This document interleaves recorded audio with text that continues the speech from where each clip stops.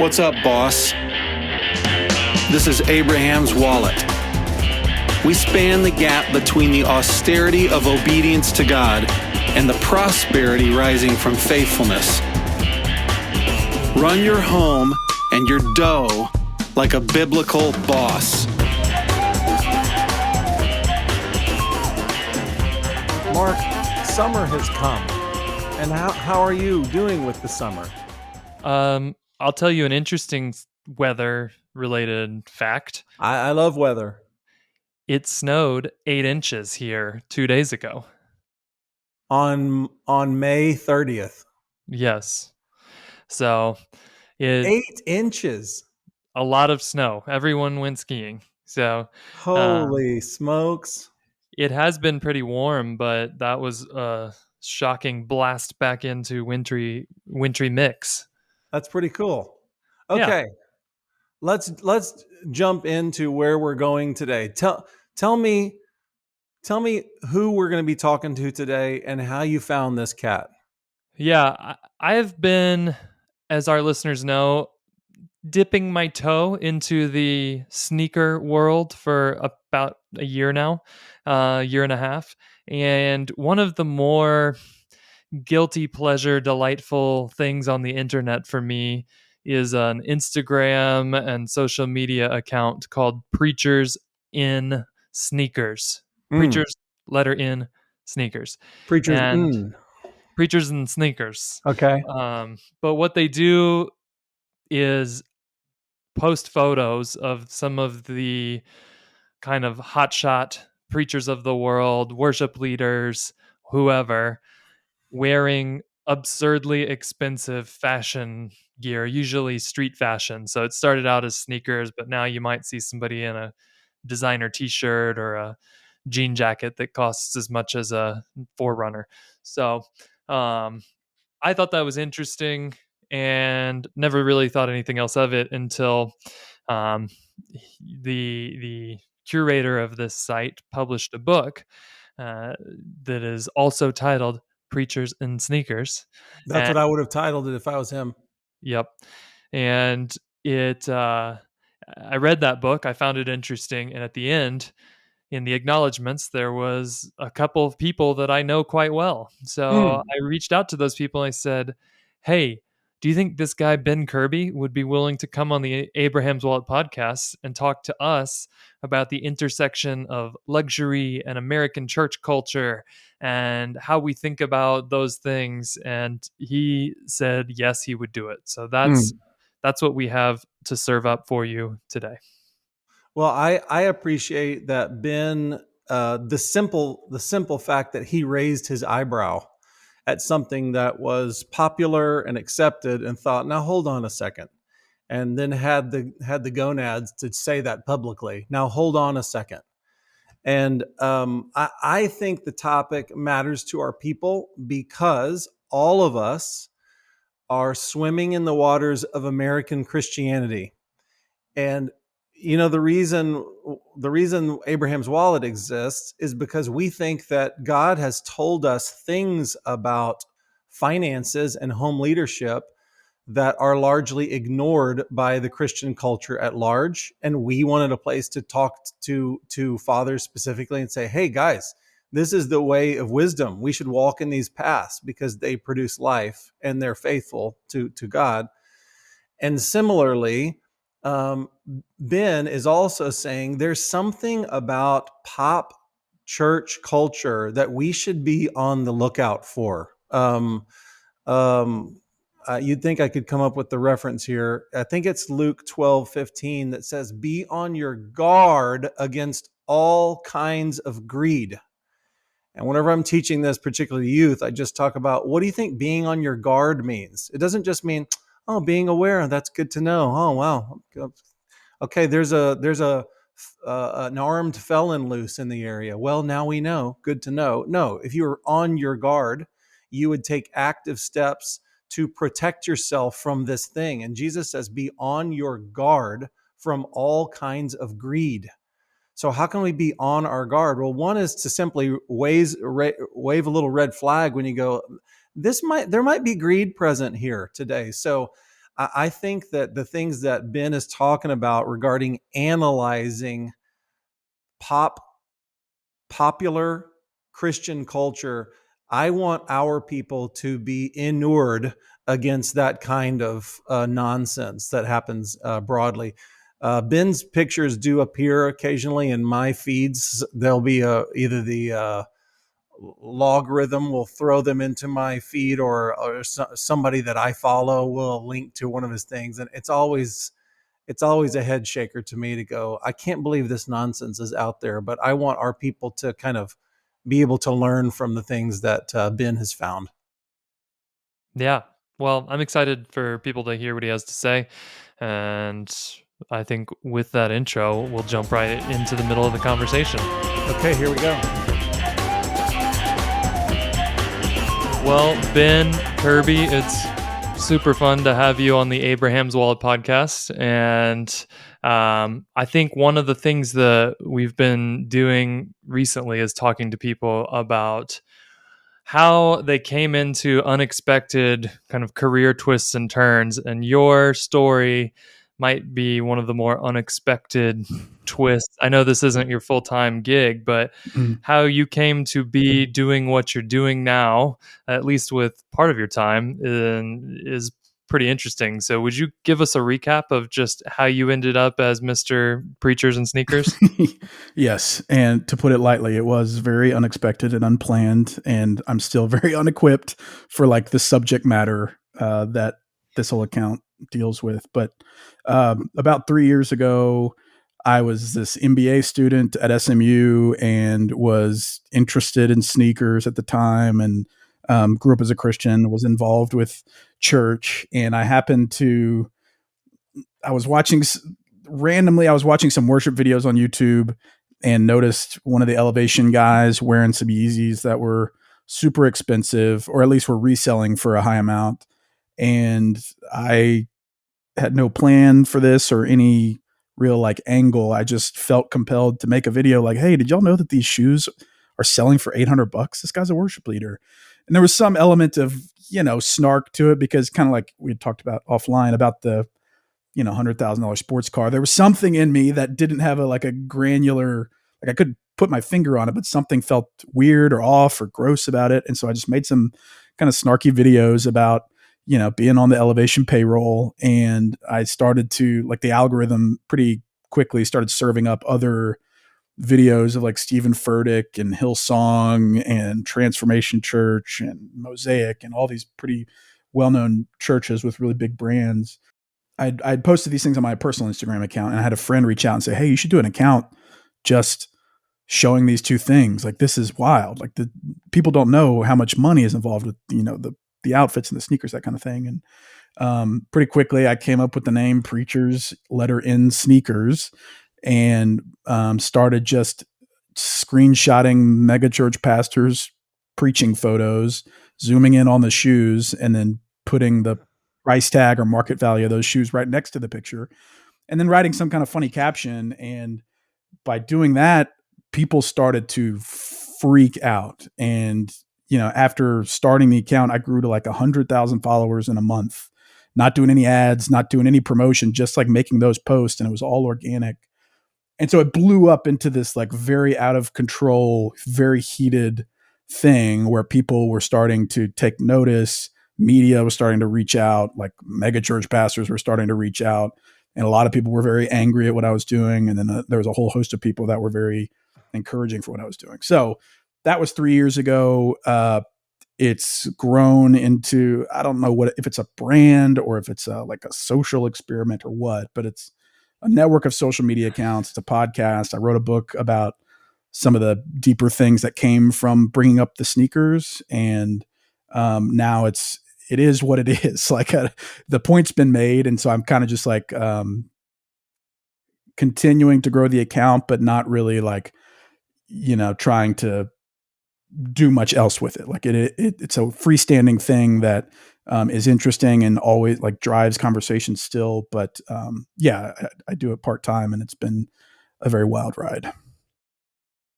Ben, what made people angry about what you were doing?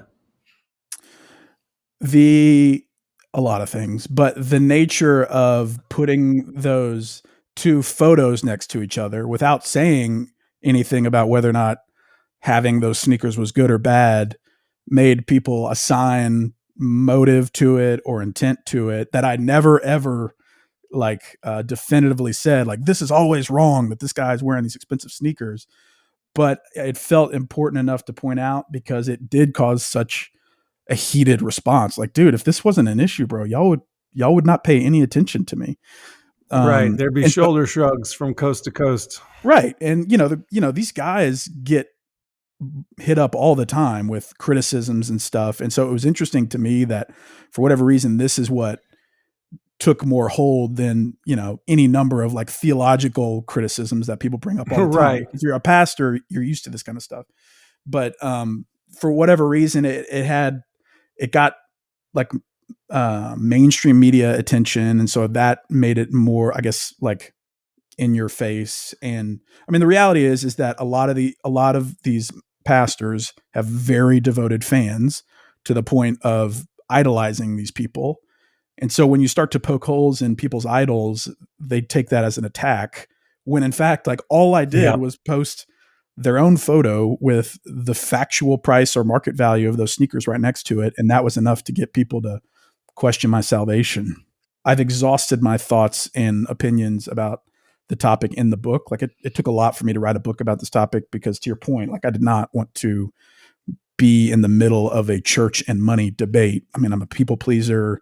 I don't really like conflict, yet this is like the most contentious topic, or one of the most contentious topics out there in church, or Christianity. I don't know.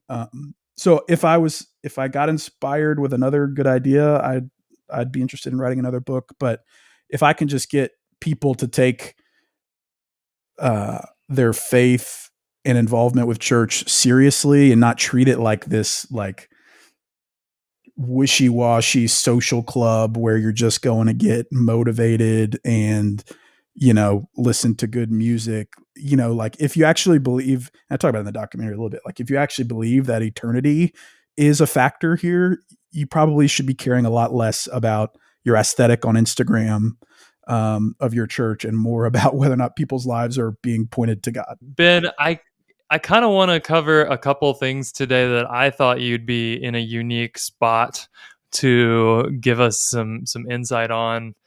One is just, how do we think about luxury in general as Christians? And if we could explore that for a minute, then how do we think about leadership in the church, and what responsibilities are there that we do or don't expect of the pastor role? Kind of exploring that, because it's not an easy answer. Kind of there's a line that we obviously don't think is zero for how much luxury, how much income even. We've talked a lot on this podcast about the fact that we don't think Christianity is a call towards poverty. And yet we see the prosperity people lurking in the corner, waiting to tell us that our best life is waiting just around the corner. And there's a Bentley if we start a big enough church, that will pick us up from the airport, bring us to the amphitheater every Sunday. So I thought we would kind of start there. I just wanted to review a few points before we jump in to the topic of luxury. And if you've listened to this podcast a while, you guys might remember when we did a whole series on luxury. But just to recap, if you're new here or if you've forgotten, one is God ordered his people's annual calendars around feasts that required significant expenditure and extravagance. And the command was to drink plenty of good wine and eat prime cuts of meat at least 7 times a year. This is an important image that Jesus himself used to describe our own adoption. We're like those invited to a feast. So saying no to all God-ordained luxury, we would say, is ill-advised. In Genesis 21, Abraham himself was always up for a good feast. He seemed like the kind of guy that was looking for an excuse to throw a party, in the sense that we're told that Isaac was weaned And so he threw a giant feast. That seems strange as an occasion to throw a big party, but he did it. And kind of thinking about Jesus in Matthew 11, he was accused of being a glutton and a drunkard. And that's not because he was drinking watered down wine and eating from the salad bar. He must have been, as Stephen has said it before, pounding some Mexican food or eating an entire casserole of mac and cheese to raise the eyebrows of people who are already used to feasting like the Jews were 7 times a year. So there's this that we have to contend with. I'm still stuck on Abraham's ween party that you mentioned. I'm thinking of that as a ween party.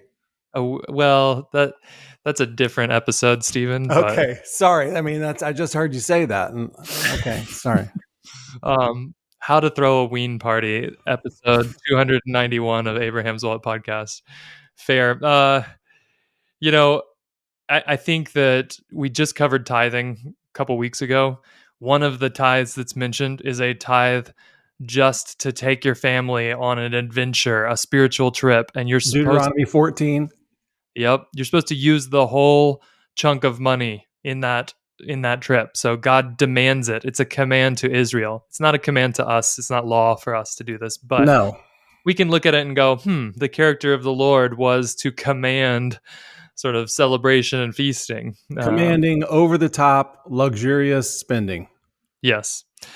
And kind of the last point I'll make is my boy Francis Shaeffer talked a lot about the decorations of the temple. And if we look at 2 Chronicles 3, there's these details of how the temple was supposed to be built. And there's pomegranates and lilies adorning columns that support nothing, which tell us sometimes the Lord says, I want beauty and just extravagance for the sake of worship. So we aren't necessarily people that say the hyper Christian life is to sit in an unadorned room alone with a sackcloth robe and pray all day.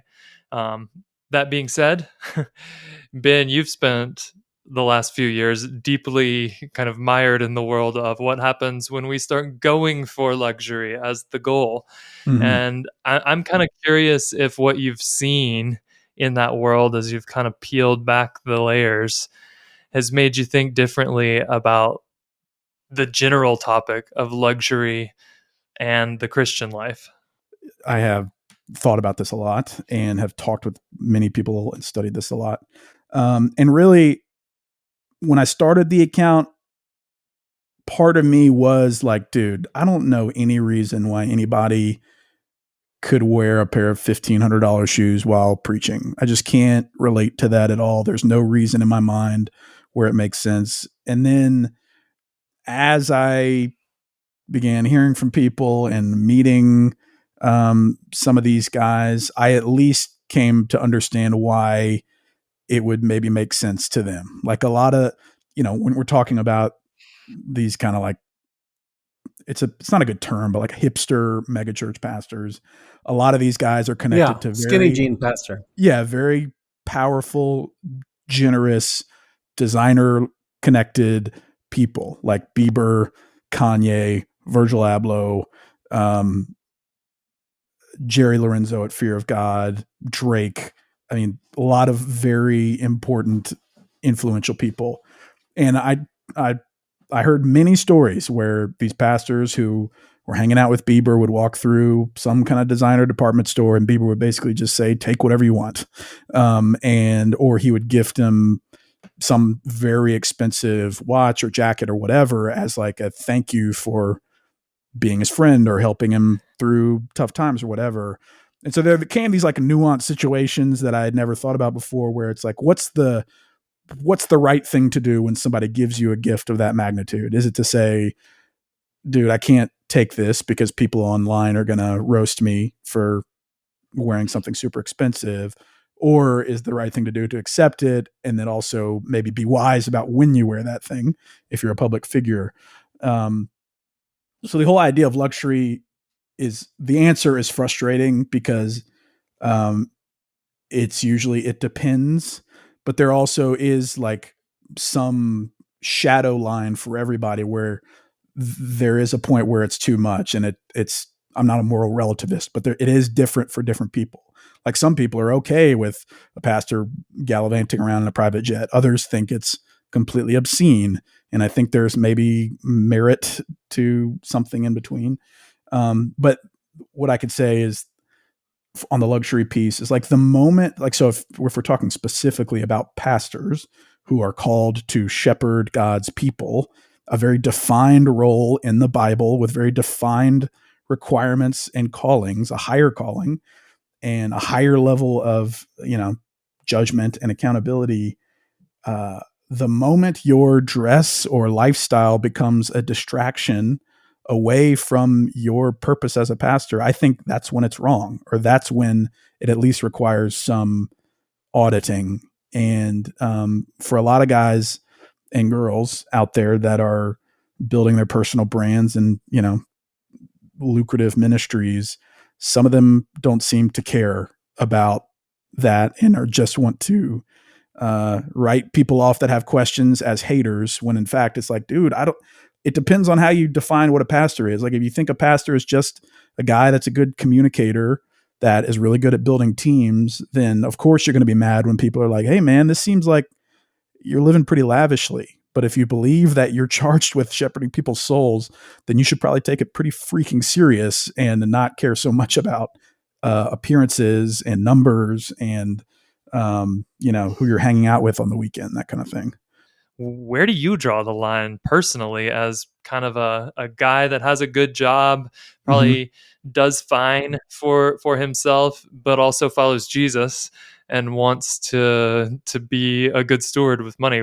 How do you split that as an enthusiast of this shoe game where you can buy an adequate pair of shoes for $30 at Payless, or you can spend $5,000 on some Red Octobers? Right. Yeah. Great question. And when I started the account, I was very much into sneakers. I was doing a lot of flipping. That was the most fun part to me, was like the little arbitrage piece where you could get lucky. Sure. I think the best one I did was I got lucky on a raffle for some off-white Jordan 1s, the first ones that released. I bought them for $190 and sold them for like $1,400 the same day. And after doing that, I was like, oh, this is kind of nice. Because certain ones are so limited. And if you get lucky enough to win the opportunity to purchase some, the resale value skyrockets. And if I held on to those shoes and sold them last year, they would have made like $5,500 or $6,000, because the more people that wear them, it's a supply and demand thing. Like the more scarcity there is, the price goes up. Now, admittedly, we had our first child last year. So he's like 13 months now. My priorities shifted pretty heavily overnight, where my ability and desire to buy shoes went down pretty significantly after that, for good reason, I think. But overall, like just like, a random lay person being into luxury stuff, like let it be known, like I live in Dallas where everyone is trying to live in luxury. I went to SMU, which is in the richest part of Dallas, and I have a for-profit job and trying to make money to pay a mortgage and have a car and go on vacation, that kind of thing. So what I'll say is that I think you can't do it in isolation. Like and our church in Dallas is very heavy on community groups, and other churches don't maybe care as much about that. But I think the way to do it is, really, I think you can have things, but if the moment, and this is pithy, but the moment that things have you is when it's an issue. Like where if I care too much about saving money and buying sneakers, or care too much about going on a dope vacation or buying a new car or whatever, now my priorities, like I'm making an idol out of those things, I think. And that is misaligned if I claim to follow Jesus. And the only way that I can really know whether or not things own me is having people speak into my life and know me enough to know if I'm obsessed with my hobbies or too obsessed with making money, which admittedly I think about money a lot, as I'm sure you guys do, since you work in the industry. If you're always trying to buy luxury goods in order for people to think that you're successful, hopefully you have people around you that can speak into that and say, hey, bro, you care way too much about this. Like, you need to repent. It's like some good things can be good for people and other good things could be the downfall of them. You've been in the world, Stephen, of church land in Texas. You've done fastest growing church in America in Ohio. I'm curious what you think about how Ben's answer then moves into the space of ministry. It's such an interesting question, because I think that we have a latitude privately in our lives that we don't have when you step into the box that's called leadership, or when you are presented as leadership. There is not as much latitude as there would be for a, forgive the term, private a lay person. So at my previous post, there were times when we had connections to a guy. He was a Cincinnati guy, and then left Cincinnati and became the president of marketing at Google. Very important guy in that world. And when he came back home, he's a stand-up believer and worth listening to. I mean, he's always been a leader, and so he is in the corporate world. So we had him speak a couple of times, and he would, both in the things that he said and the way that he presented himself. Well, this was one of my jobs, just to give some editing to what happened on stage. And so I found myself needing to edit him, both in the way that he talked, because he was describing his world, which was honest. I understand that's his world, but it put him in such a elite stratosphere that it was not relatable to the people that were sitting in the pews, pulling down 45 grand a year and going like, we did not hurt our knees skiing in the Alps last year. Mm-hmm. So I had to work with his content. And similarly, we had to work with the way that he presented himself sometimes, because what he's wearing, there's a difference between, hey, dress sharp and look like you're dressed with care. That's great. And also, the world that Ben traffics in is these earmarks, these signals of elite world, and wearing a brand or a kind of shoe. I'm not nearly as aware of fancy shoes as you guys are. It's not that owning that shoe is wrong. It's that justifiably question marks go shooting out of people's heads when you step up on stage wearing that. Because just the way that you present yourself as a leader is seen as an example to everyone who's looking at you. So I was the worship leader for this huge, successful megachurch for years. And I'm playing in front of tens of thousands of people on a weekend. And I was always so aware that everything that I did, the guitar that I played, the way that I did my hair, every piece of clothing that I wore would be justifiably scrutinized by the people looking at me.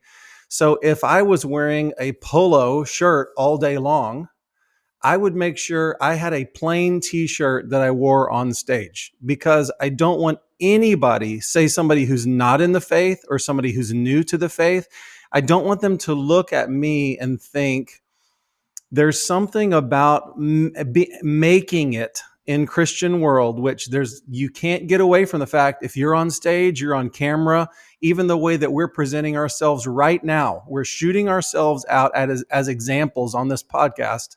In some degree, we're describing that we made it and you should be listening to us. I was certainly doing that on that stage in front of thousands of people, saying there's something about me that's worth listening to or paying attention to.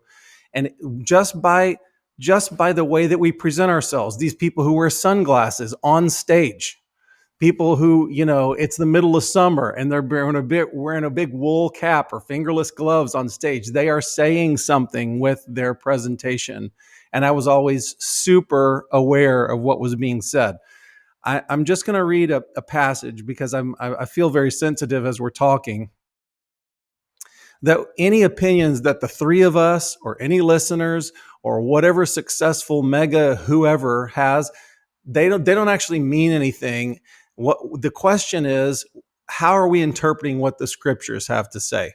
So Ben mentioned earlier that there's specific descriptions of church leaders, and there's not what they're going to be wearing, but it's character, and certainly you can see character in what the way people present themselves. So I am picking and choosing. I admit that out of First Timothy 3 in the list of and the description of church leaders. So I'm just going to pick.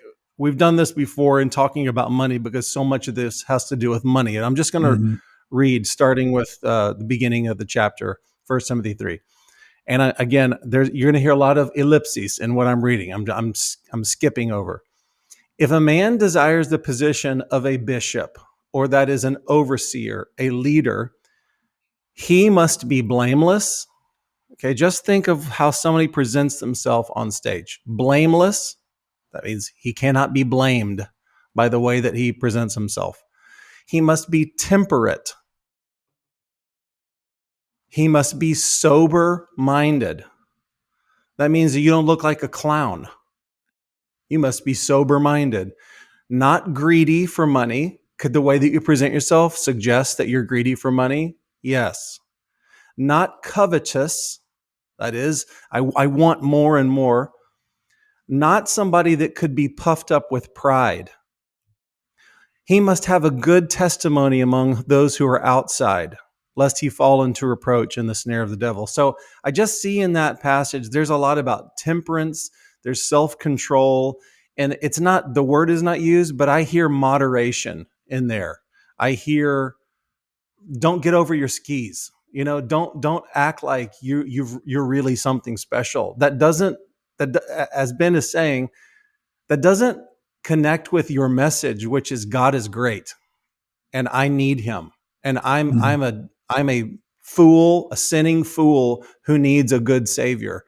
And if you are strutting around like a peacock, it doesn't really connote that message. So I'm just gonna, I pay no attention to popular Christianity. I don't know who the popular speakers, authors, or pastors are. I don't traffic in the world of successful Christianity. So I'm asking you, as somebody who wades in those waters, is your sense, having lived in church life for as long as you have, is your sense that I know that there is a miniature level of fame that every lead speaker enjoys. I know that they all get applauded every week by thousands of people. Do you think that that little fishbowl that they live in, is your sense that over time, as the megachurch model has become more common, that our leaders have become, I know this is painting with a very broad brush, that humility is more rare than it used to be, and that temperance, as we see in 1 Timothy 3, has gone out the window? It's at least riskier than it was, probably, being adored by tens of thousands of people at scale now, where you can have a platform of 500,000 to 1 million people all saying like, come on, preach it. That's so fire. Wow. Bring it. Like people standing up in the moment you say any kind of pithy statement, like you rattle off some alliterations and people start getting on their feet. It's like, of course that's going to go to your head, bro. And when you're doing it, like I've experienced this, and you know, people think I'm on a high horse. It's like, no, I enjoy this feeling too. Like I enjoy the feeling of people saying like, hey, what you're saying is important, or what you're saying helped me change my life. This book helped me change my life. As like an idiot dude that is just trying his best, like all of that over and over and over, of course, is going to go to your head, unless you're like a sociopath, like that doesn't feel anything.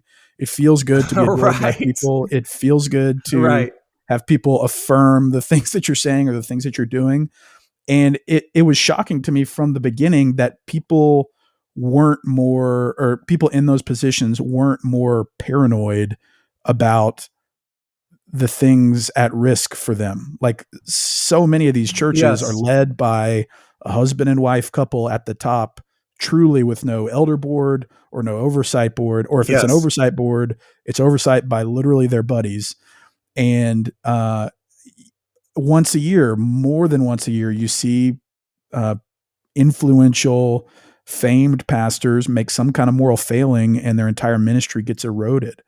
To me, like having experienced a taste of this, I'm super paranoid about that calling and the weight of your influence, because it is not a game. Like it's crazy that some of these guys are still just doing the same things that they've been doing, hanging out with the same celebs, Yeah. posting the same like well curated pictures of them preaching and giving over big oversized novelty checks to like nonprofits. And this is not without like putting everything at risk, bro. So I think Yes. more so than ever, it's at least playing with some form of fire. Like inherently, it's not wrong to be good at speaking or to be wrong or to be good at building a leadership team and building a team below that and building a brand, I think. But you at least have to acknowledge that there's a ton of responsibility and a ton, like very little margin for error when you have that kind of influence. And so That's a great point. I really liked what you said earlier about, leading worship in front of tens of thousands of people, because you don't want to be controlled by fear from the opinions of strangers that you may never meet, because that doesn't seem healthy. But Sure. I think it's born in wisdom to understand that what you do, say, wear on a platform like that, representing the God of the universe, you should at least be willing to consider what that stuff conveys. And if you don't, that's pretty naive. It's part of the burden of influence and leadership is that people are going to poke holes at what you do. And it's just a matter of being secure about the things that you are doing and being open and teachable to the things that are your blind spots. Like sometimes my wife several times has been like, you love this too much, bro. Like you really like talking to celebrities more than you probably should, that kind of thing. And you have to be open to critique and then validate that critique with people that know you really well.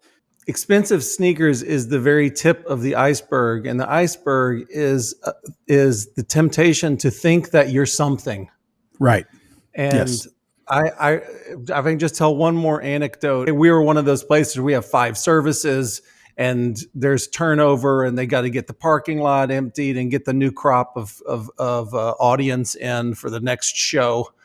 And it was a very normal thing for the musicians to go out into the atrium, maybe see a couple of friends, get a drink, and then come back and reset for the next thing. And it was always just my habit, and I can say this from my good friend Josh, the same.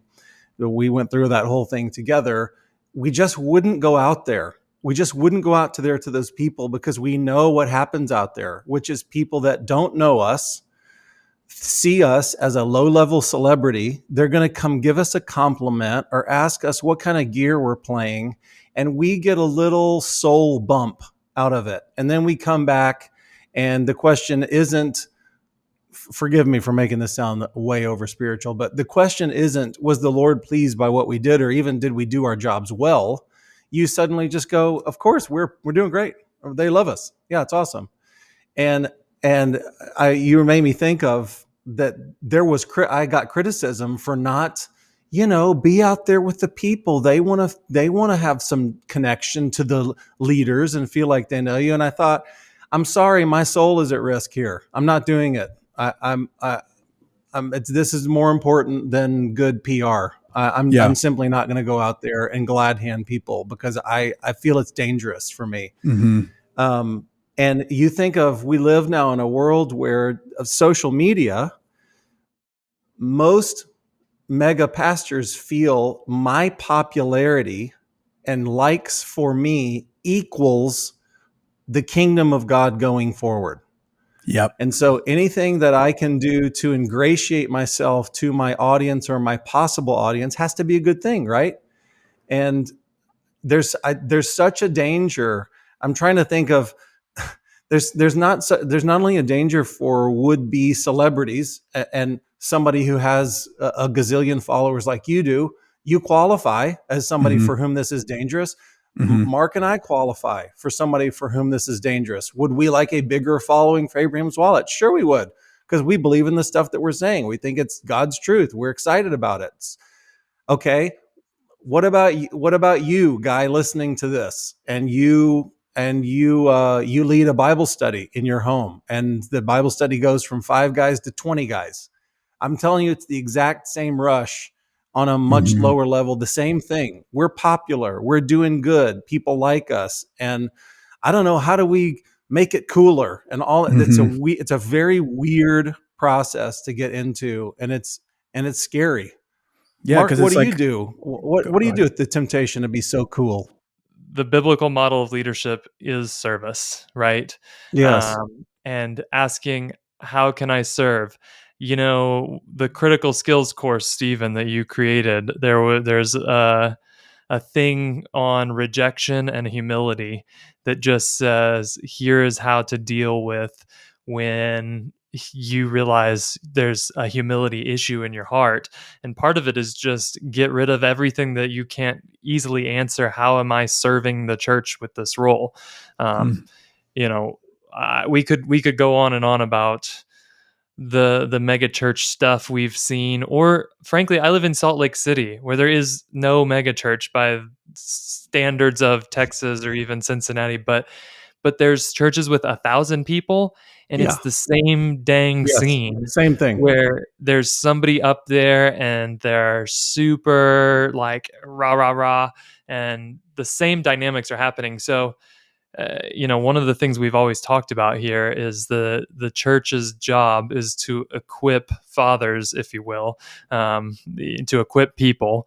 But for most of our listeners being dads, I think the job of the minister guy, if you and your community pool your money and say this person's service is so valuable that we want to pay them so they can do it full time, well, their job is to equip you for the assignments that the Lord has for you. Amen. Um, and even when I step into my little leadership role of leading a group of guys or leading a Bible study at my house, both of which are things I do, I think I've thought a lot in the past couple months when we've had some big relational kind of challenges of, did I start making this about me being the cool guy? I have said before, hey, we have more listeners to this podcast than any pastor in my state preaches to on the weekend, which is, I think there's some sin in that. And it's Mhm. kind of, um, it kind of is the same poison that gets in and would make me want to, do whatever these other guys are doing that Ben ends up making famous on Instagram. What were you going to say, Yeah. Ben? Oh, well, I was just going to say God could be working, and that could be causing this crazy growth. But at the same point, it can also feel really good and feel like, oh, you're something special and you've been gifted and you've figured out a way to do it differently. And that could very quickly pollute your success is due to your efforts versus how much God just has Right. grace on you. Yes. So yeah, and you made a point earlier about the likes and the comments and stuff Yes. equating, because I get the logic where it's like, okay, I've got 1 million followers, 1 million people are at least getting some kind of exposure to the gospel or some form of the gospel. A lot of these guys have variations, pretty strong variations to what the gospel is. Yes. Some Um, permutation. yeah, but that very quickly turns into this whole kind of like old school attractional model where now you just care about filling the top of the funnel. It's like, all right, I'm just going to do stuff at scale. I'm just going to push stuff out in high quantities and let God do the work close to the bottom of the funnel. It's like, no, this is how you get all of these kind of vanilla surface level churches where people are just coming to consume versus try to actually like put the work into discipleship or changing their life or, following God or taking care of the community, that kind of thing. And so I just think I guess we're all agreeing with each other, but that it can be very dangerous if you start caring about the metrics too much, even though God could be like putting you in a position to affect people at a large scale, but you should at least be very concerned about its effects on your heart and your pride. and your, sense of reality, because it can very quickly distort that. Did you ever see like repentance come out of some of the conversations you had, or light bulbs go off in people's brains where they said, "Oh, praise the Lord that somebody was there to kind of highlight this for me"? At the end of the audiobook that I Yeah. recorded, of which is like $2 right now. So like, I'm not making anything, like truly not making anything on the book. Judah Smith, who's one of the biggest dudes out there right now. He's Bieber's pastor. He's one of the like head honchos of this whole movement, I guess. He was kind enough to do an interview with me, podcast style, at the end of the audiobook, but he at least acknowledged that he felt like this was a helpful tool to bring some of them down a few notches, to remind them that like, hey, you're not celebrities. Like, you're not special. Like, you are a pastor. You are charged with the role of pastor. You are not a movie star, rock star, whatever. And so I at least appreciated him acknowledging like, hey, there is some value here. This isn't just you being a troll. I can tell that you're not trying to be a troll, and that your heart is to get people to actually discuss this kind of thing.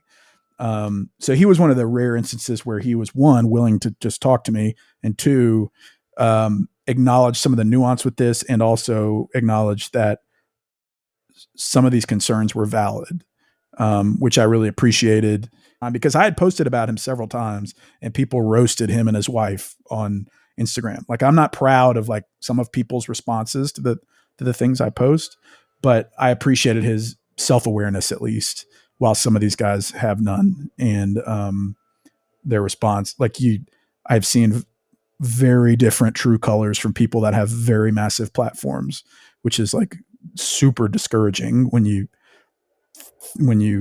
say that you believe the same things as each other.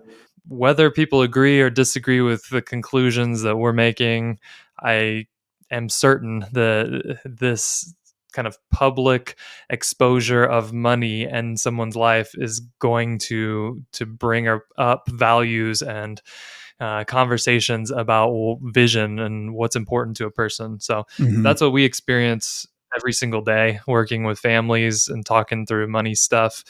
And most of those families are not wearing off-whites. So yeah.